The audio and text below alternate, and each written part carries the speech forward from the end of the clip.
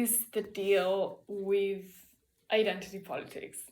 I know that this will sound pretty basic to a lot of leftists, but I have been having a number of rather frustrating conversations on the topic or around the topic with a few people lately.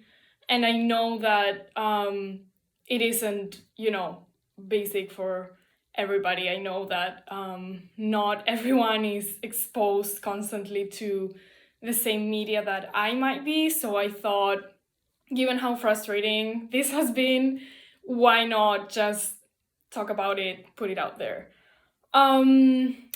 Basically, one of the things that sort of happened to me that just hurt my soul was that somebody sent me this post from the New York Times, which was kind of praising Kamala Harris because, she's a woman of color and she's vice president and how wonderful, what a win for women of color. And this person kind of told me, like, this is what I hate or what I'm annoyed at about the extreme left. So obviously, I was shocked. I mean, not necessarily shocked, but very hurt and just sad and mad about the fact that someone would be led to think that the New York Times is ever extreme left, or that celebrating that a woman of color is vice president simply because she is a woman of color is, a leftist thing to do. Like, basically, this is just an example of something that you might have heard of as rat libs. And it's basically this tendency of just doing identity politics in terms of race, for example, gender, and reducing everything to that without having a material basis to it, or quite simply avoiding or ignoring class completely. And basically what this does is it just celebrates the fact that people like Kamala Harris are vice president, which obviously it's great news that a woman of color can be vice president of the United States. That is obviously great, but her not being white is not the only thing we should be looking at when we look at who she is. So basically, this kind of neoliberal, at the end of the day, identity politics just celebrate anybody, as long as they're not white, for example, or as long as they're a woman. If, for example, like prioritizing Elizabeth Warren above Bernie Sanders just because she was a woman, when in actual fact she was not a good candidate, especially in comparison to Bernie. So that would be another example. And yeah, just basically this very girl boss, capitalistic, neoliberal idea of, race reductionism, super kind of, just fixated on just these characteristics of a person without looking at what they actually do. And obviously that is very frustrating to people, like the person who sent me that, right? Because, you see that the US is doing certain things in the Middle East, and then you're taking the brunt of that, and then people are celebrating that it's now Kamala sending, the arms and the attacks on you, which come in many different ways. I'm not gonna get into that, but just because it's a woman of color doing it, it doesn't make it okay, obviously. But it seems for some people that that's the main thing, the fact that it's now a woman and a woman of color doing it. And what really hurt me about that is the fact that this person would actually think that the extreme left supports that and stands for that and is like happy that, this is going on. So the New York Times is not the extreme left. The New York Times is a clear example of the neoliberal hegemony. And unfortunately, the problem that a lot of people on the left correctly have in terms of identity politics is precisely that the hegemonic type of identity politics right now in 2021 is the neoliberal kind. Which, as I said, class, nowhere to be seen. You are intersectional as long as it's within like the UK or the US, but then what about Palestine? You know what I mean? So just incredibly superficial and just still serving capitalism, fundamentally. Ironically, there's another side of this, which is kind of made of people who say that they oppose this and that they're super like just the extreme left and just like fully oppose capitalism, or like they think of themselves as these like anti-imperialist warriors. And what they do is they just do this on a somewhat different scale. So they go and they say the West is evil, there is no redemption for them, white people of the West are inherently non-revolutionary, and we can't count on them, just like we just can't, like they're gonna betray us. And this just goes with the whole tanky thing where it's like Stalin was great, which I mean, why do people do this? It's just sad to watch, but they do. And it goes hand in hand with that. Like, again, they say they're very different from liberals who just are fixated tremendously on identity politics, but they actually they aren't all that different, because they are ultimately prioritizing essentialism and having an essentialist worldview that basically gives these inherent characteristics, and it is a binary way of thinking, right? So the West, historically, it has been portrayed as the good ones, which obviously not the case, right?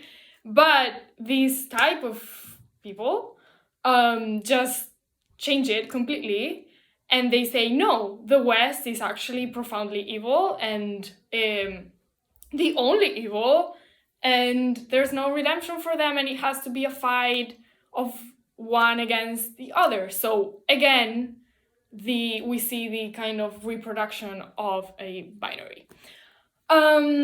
And I think this binary way of thinking, grounded in essentialism, doesn't really take us anywhere, because yes, there is truth to the fact that we absolutely have got to think about our struggles and our context in an intersectional way. But as long as that intersectionality means that we are looking at everybody's problems and that we recognize that there are different degrees of oppression within a capitalistic system. And so, for example, we say we need to have healthcare provided fully for everyone, for free, of course, as a right, which it should be. And that means that trans people are gonna get their treatments without any sort of problems or discrimination, that migrant people are gonna be included. So that would be an example of a kind of intersectional way of thinking as it should be.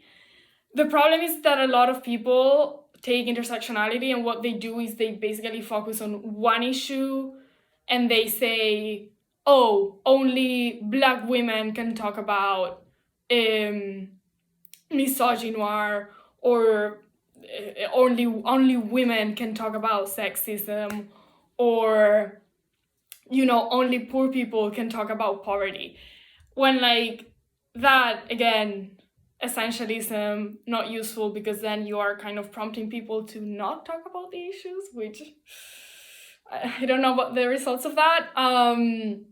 And also then you're left in a place where you like don't know what to do with someone like Candace Owens, right? And so while we absolutely need to have that genuinely intersectional, take on this, we need to avoid a certain type of intersectionality that is liberal and that is neoliberal ultimately and still serves capitalism, and that is actually being done by a lot of people who think in terms that are that have that vision where everybody is included and nobody is left behind, and we acknowledge the realities of different people. But also we acknowledge that ultimately we need to let people know that if we get to a point where we can go beyond capitalism and we have a better system that is hopefully socialist and democratic, so democratic socialism would be my goal. And if we have that system, we can then make life better for everybody. And we have to make it clear that life would in fact be better for the overwhelming majority of people. So instead of telling people, renounce your privilege, we should probably, unless they're like, the richest people on this planet, we should probably let them know that this thing that we're fighting for is better for them, is going to be better for them, whether they're a woman, a man, white, like, no matter who you are, as long as you're not between that, like, among that, like, tiny minority that is now, getting the best out of, if you can call it that way, the best out of capitalism, then this is gonna make things better for you as well. Like, you're not losing near as much as you are gaining from things changing. I think we have to change the discourse from renounce your privilege to fight for your rights, or what should be just a human right and is not treated as such by capitalism, especially in neoliberal times. And so people who are doing this, for example, in Spain, Clara Serra, Nuria Labao, I know that they are great at pointing out that, for example, feminism isn't about just women and just women should talk about it. No, it's actually a movement that is for the betterment of everybody's lives. It's a lot about masculinity and femininity, and the fact that this extremely rigid gender, again, binary, is damaging to everybody ultimately. Of course, to some people, a lot more so than to other people, right? But still, ultimately it's simply not good for people's lives.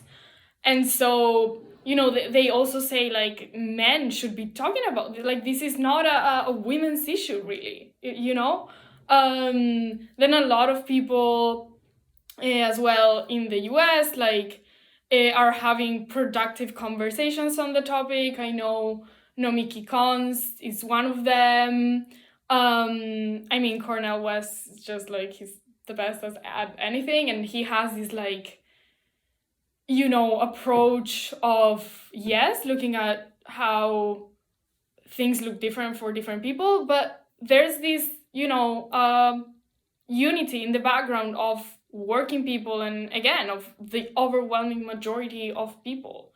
And then Michael Brooks used to have again insightful conversations and also tackled people on the internet, especially and in media in general, who were just misleading people and kind of predating on this frustration that a lot of people, probably especially men, but like a lot of people in general, feel towards identity politics and the hegemonic way in which neoliberalism has appropriated them. So yeah, I mean, I think ultimately it's about looking at people like this. Jacobin as a sort of media platform, I think, is also very interesting in how they, you know, discuss these topics. I know Ben Burgess talked about, you know, cancel culture, which is obviously very related to this kind of rat lib liberal culture, which again is not leftism. Please don't confuse them. So yeah, I would definitely recommend those and definitely others, but those are amazing in my opinion. And all very, you know, insightful to get the discussion going. And yeah, basically I just want to kind of, I don't know if I explained myself as well as I would wish, but ultimately I just want to say, if you see New York Times celebrating Kamala Harris, please don't think that is the left, because the left is very critical of that. There is a certain left which is also deeply socially conservative, and I mean, I don't know how they can be even considered leftists, because they are yeah, they just basically think that, you know, gay people are like just shouldn't be there and are like a product of capitalism, and just like have this wildly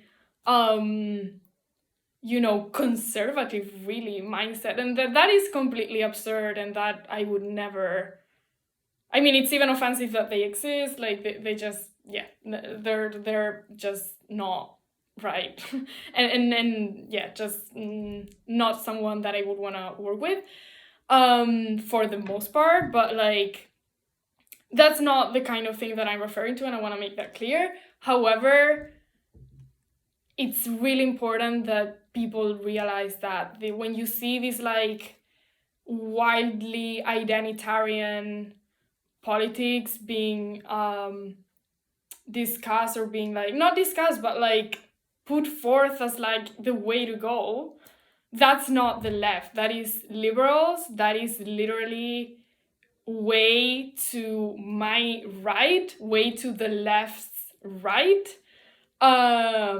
A lot more conservative, not really transformative,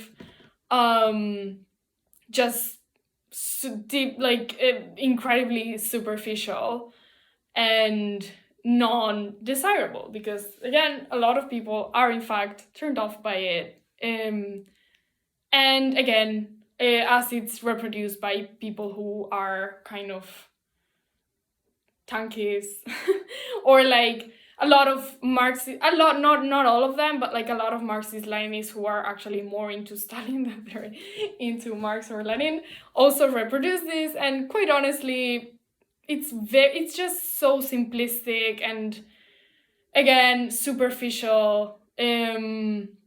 Just don't think that, just don't take that as this is the left, because the left as you can see by us hating each other all the time, the left is very different, and I think we have to stay critical and have conversations and also make it clear to people that might not still be on the left, but that are kind of, taking on a lot of leftist discourse and really trying to learn and like trying to do their best and just like getting into it and learning about it. I think it's very important to make it clear to them where the democratic socialist left stands in regards to this. And so don't get confused. I know it's normal, but just think about it, learn about it, check out those resources that I said, and we need to focus on class a lot while not being, but while also attending to social, cultural issues, etc. But whenever people forget about class and whenever they do that, and whenever they don't necessarily forget about class, but just assume that class doesn't make us similar, but actually there's a deep distinction between West and East, and so workers from the two sides can't mix up. Whenever people do have these tendencies, I think it undermines the struggle at large ultimately, and I think it's counterproductive. So let's not do that.